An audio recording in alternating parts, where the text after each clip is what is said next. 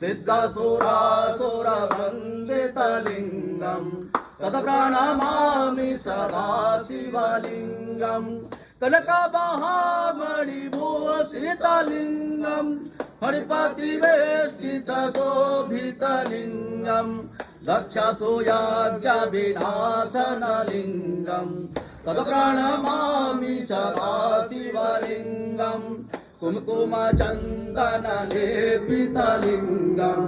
पङ्कजहार सुशोभितलिङ्गं सञ्चित्तपापविनाशनलिङ्गं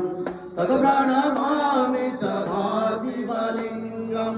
देवगणार्चितसेवितलिङ्गं भावेर भक्तिभिरेव च लिङ्गं दिनकरकोटिप्रभाकरलिङ्गं तत्प्रणमामि सदा शिवलिङ्गम् अष्टदलोपरिवेष्टितलिङ्गं सर्वसमोद्भवकारणलिङ्गं अष्टदरिद्रविनाशितलिङ्गं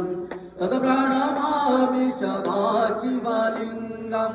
सुरगोरसुरवरपूजितलिङ्गं सुरवनपुष्पसदार्चितलिङ्गं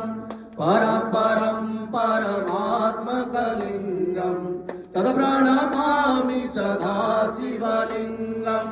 तत्प्रणमामि सदा शिवलिङ्गं